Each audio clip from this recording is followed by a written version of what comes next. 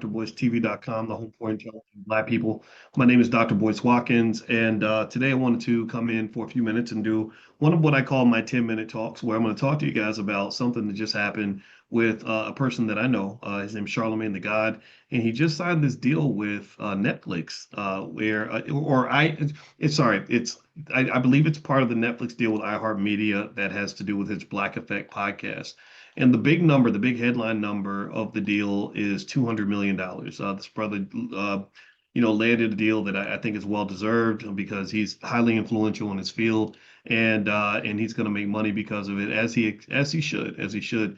And so I'm going to break some of this down for you. So you give me a few minutes to kind of nail this. I'm going to not just tell you about the deal. I'm going to also talk to you about some specific things that you may not know about deals like this.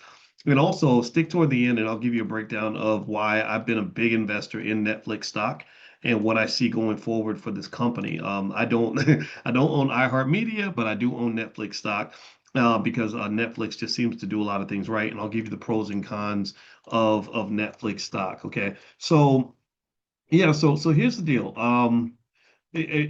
Charlemagne is this guy who's I don't think there's anybody else in media like him.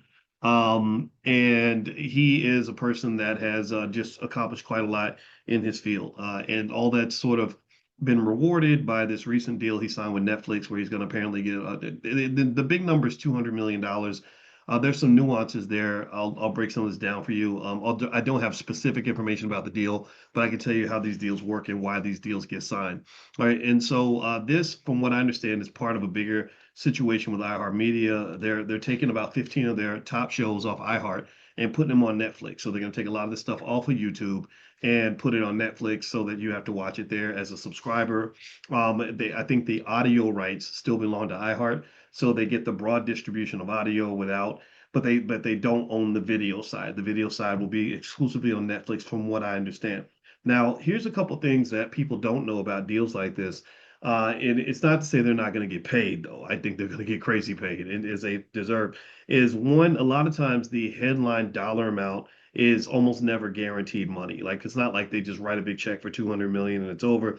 A lot of the number is based on contingencies, the size of the audience, retention, ad targets, whatever it is that they're trying to do, right? So it's not like, so a lot of times what I've seen is that the big number is the attention grabber. That's the thing that makes everybody say, wow.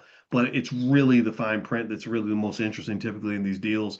And the real asset in these deals isn't really just the audio or the video. It's the attention of the audience, the recurring behavior of an audience that's already embedded in that particular brand, right? And then on top of that, you've got the intellectual property issue. So Netflix basically is then able to take and leverage existing brands and turn those into spin-offs and documentaries and things like that. So really, from what I would gather, I wouldn't be surprised if a big chunk of the Charlemagne deal and the iHeartMedia deal and the Black Effect deal and the Netflix deal, I'm throwing out all these brands that are connected here, is that it's about the intellectual property and the ability to leverage that into other things, right?